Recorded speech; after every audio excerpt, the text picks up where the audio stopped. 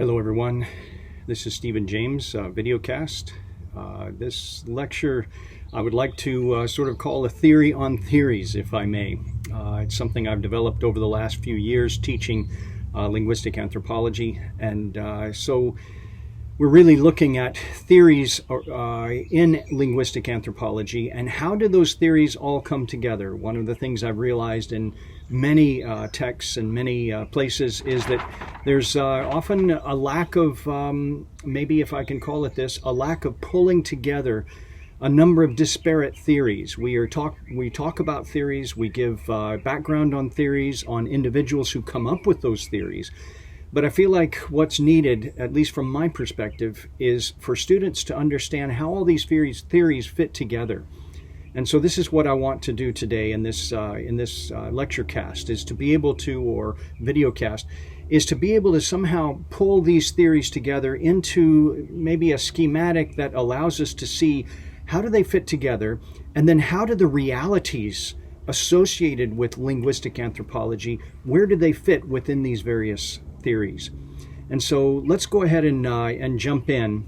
And I'll be giving you names, and these are names that you may not be familiar with, and that's okay. We're going to go through these over the course of the term, over the course of the semester. But I want you to be familiar with these theories and with these names so that when they do come up, you'll be like, oh yeah, I remember that. Professor James talked about that in week 2. And so what we're giving you is a roadmap, in a sense. This is something I'm hoping to publish. I'm writing an article at the moment on this. And I would love your feedback. If you've got thoughts or concerns, or if you can give me suggestions as to how to make it more clear, I would be well up for that. So do get in touch and let me know what your thoughts are on this. So let's jump in. So when we begin with linguistic anthropology, we begin with the Chomsky's idea that came out way, probably 50, 60 years ago. Chomsky came up with this idea back in the 50s, developed it in the 60s, of the innate ability to learn language. His idea was that each human being has within them, within their brain, an innate, inborn, that's what innate means, an inborn ability to do language that other species don't have. This is why at age 18 months, a young toddler is able to string together words into sentences, some of them complex ideas, like put shoes on, thinking future, putting an idea into the present that will happen in the future. We're going to go outside, I'm going to put my shoes on, mom and dad, do that for me. Let's get out there and do this. Put shoes on, or as my son used to say, shoes on. Because he would hear us say, let's put your shoes on, Ian. Shoes on, Ian. And his reality was that shoes on are associated with these things that go on his feet. And so he remembered that, or he knew that on, the word on means to put something on, put your jacket on, put your shirt on. So he said, shoes on. And so it's amazing that young toddlers are able to put these things together. And Chomsky looked at that and he said, there is an innate ability to do language. And so let's put that here, this innate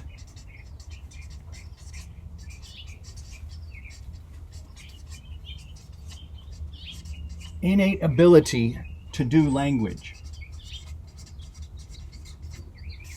We'll put that at the base, at the key sort of center of this theory on theories.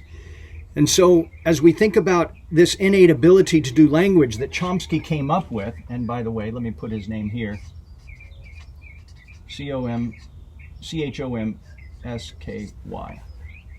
Chomsky. So Chomsky comes up with this idea of the innate ability to do language.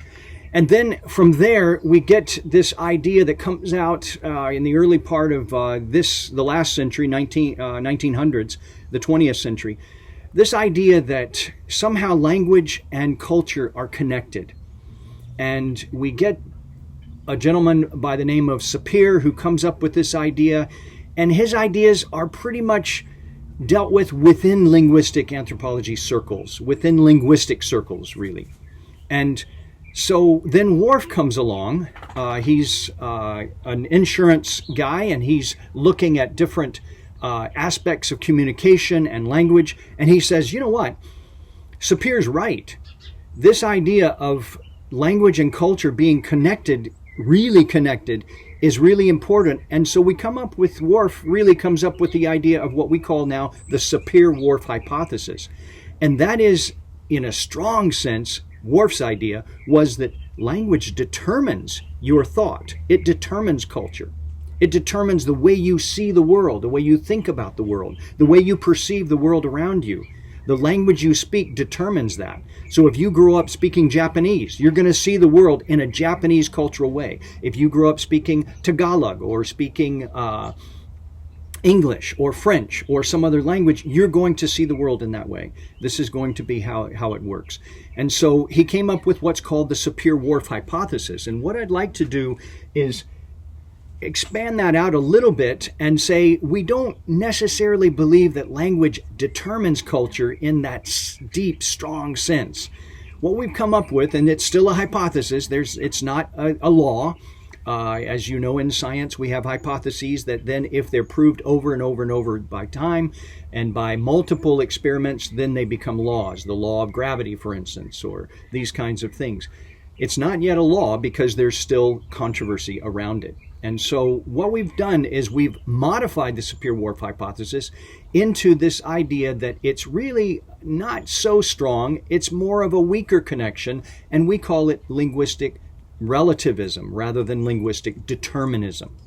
Linguistic relativism. And what that means is that we do believe that the language you speak does influence, it does affect the way you perceive the world. It affects the way you think about the world. So language does affect thought. May not determine it, but it affects it. And we call it linguistic relativity. In other words, the way you think is relative to the language that you speak, if we can put it in the opposite way. And so let's put that out here. And what I've done, I'd like to put it in this sense. Linguistic relativity.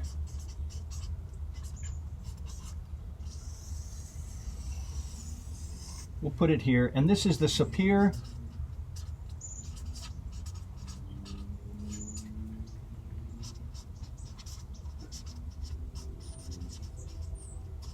Sapir-Whorf hypothesis.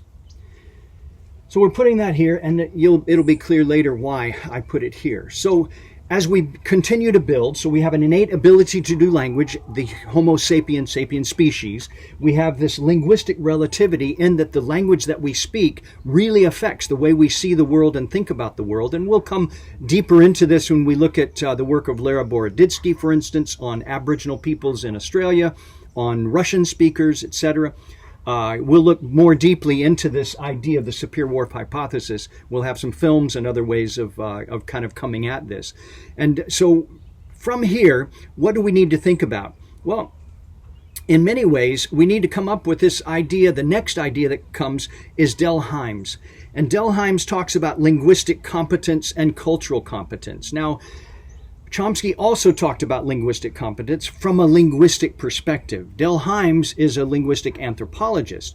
And so his idea was it's really linguistic competence from Chomsky's point of view is that we have to develop a competence in using the language, linguistic competence.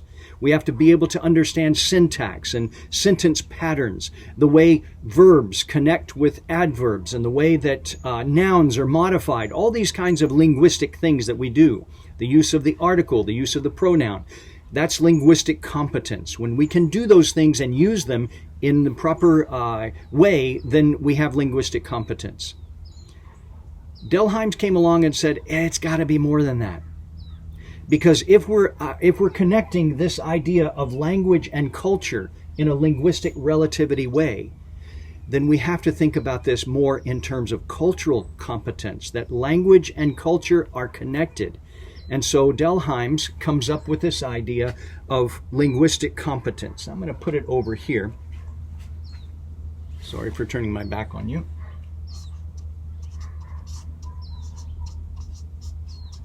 Linguistic and cultural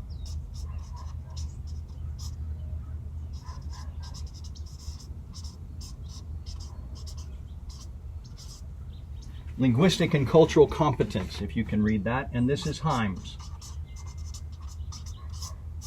Del Himes. Linguistic and Cultural Competence.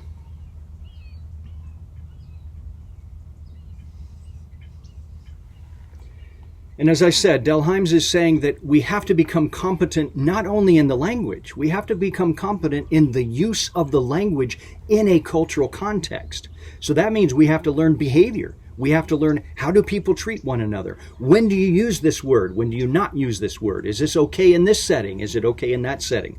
For instance, in Vietnamese, as you know, I grew up bilingual, Vietnamese and English. In Vietnamese, we have multiple ways of greeting people depending on their age, on their status, depending on our relationship to them. And so it's important for us to think about respect and think about age and think about these different things that we look at in anthropology and the whole cultural context in which that language is spoken.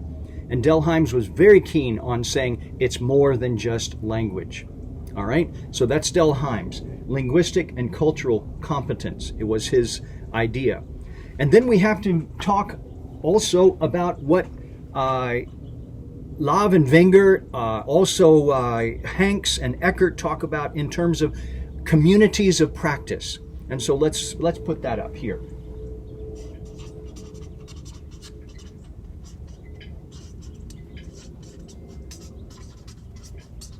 Communities of practice. And this is Lav and Wenger, and also Hanks. Whoops. And Eckert. We'll come to this later. You don't have to memorize or know this now. This is just your roadmap. This is where we're going throughout the course. So, communities of practice, what do we mean by that? Well, we mean exactly what it sounds like. In any community, we define that community by the practices that they are engaged in. We might think about this for anyone who's in communication. You have Irving Goffman, and he talks about the performance aspect of being in a community of practice. He says that we perform acts. On the front stage, the acts that we perform are for other people. Backstage, it's for us, but we perform all the time. And our lives, in a sense, are a performance. And what Hanks, and especially Wenger and Lav, talk about in terms of communities of practice is the idea that that community is known as a community by the performance of the practices that they engage in. So we have communities of practice. And then the last aspect of this, the last theory that I want us to really grapple with, is called language socialization. And this is Oxenstiefelen. So let's put it here. Language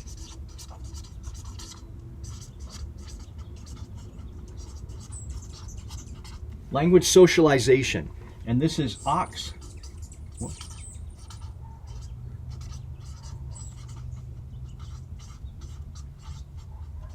Oxenstiefelen. O-C-H-S, Ox, and Stiefelen. Oxenstiefelen talk about language socialization. And what they're saying is that if indeed, each of us has an innate ability to do language, as in our species, and that language really does affect the way we think. And if we live in communities of practice where people practice their culture specific to that language and specific to that people, that community, if there is a cultural competence that people grow up in that community and they're competent in that culture, in that language, what we're saying is, at the end of the day, if anyone wants to come into that culture, whether they're born into it or whether someone comes in later, and many of you are immigrants or children of immigrants, you would know this, that we have to be socialized into that language and into that culture. In other words, when we're born, we begin hearing in the womb, we begin hearing voices. We begin experiencing the world outside.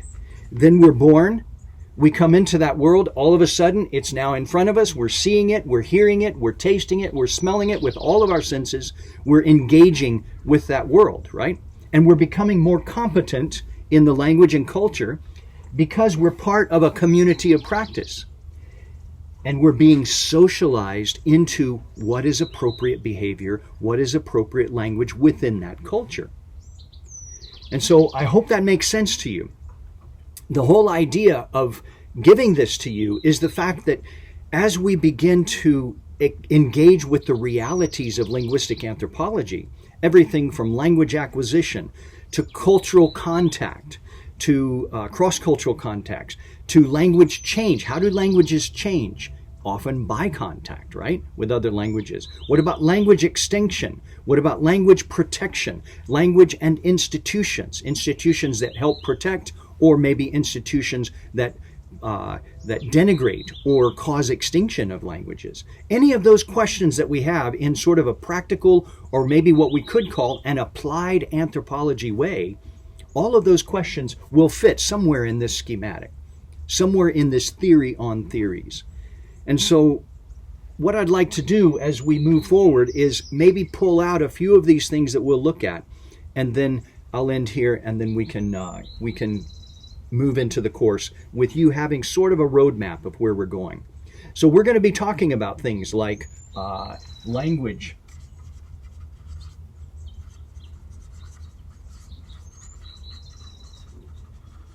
language development, everything from the hyoid bone in the glottis.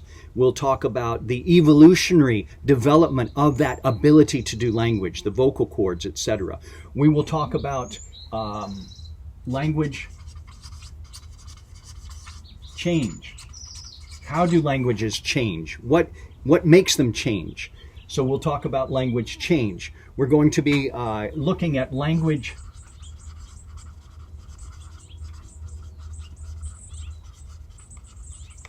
extinction. What happens when a language dies? Usually when the last person who speaks it fluently dies. How does that happen? What are the power dynamics? From an applied anthropology way, what are the power dynamics of language extinction? How does that happen? Well, it often happens because a larger language, a major language, supersedes that language.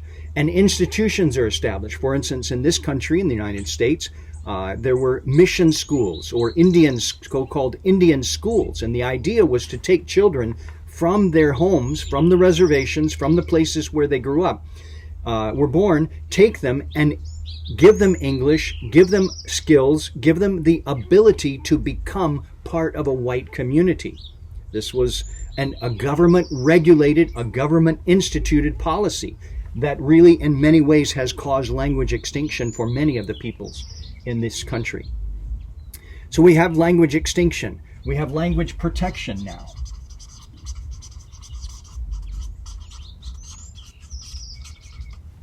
When we think about the European Union, there are many laws in place now and a lot of funding for preserving Frisian, for instance, or Welsh, or Cornish, Scottish Gaelic, or Irish Gaelic. There are many smaller languages in Europe that are now being protected by the European Union and by European Union law. Lots of money going into language programs to help young people learn their own dialects and their own languages. So this is language protection. Again, we now have to look at language institutions.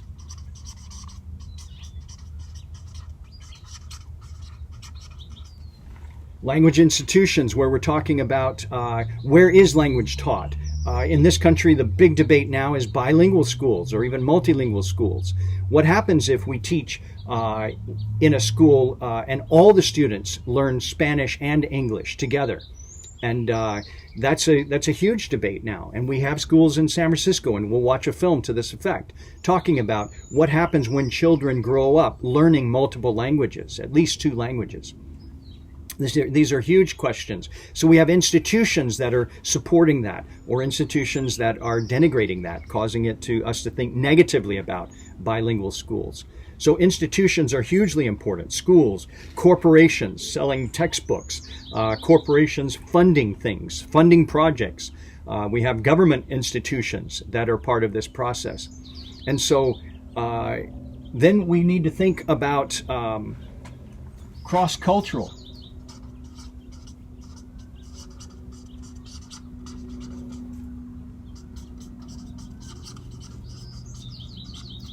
cross-cultural interaction that is a part of language change, right?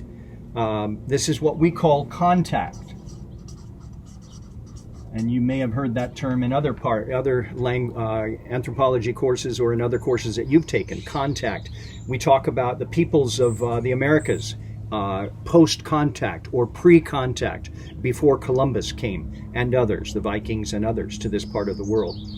And finally, an important aspect of this that we'll get to toward the middle of the course, maybe a little bit past the middle of the course, is language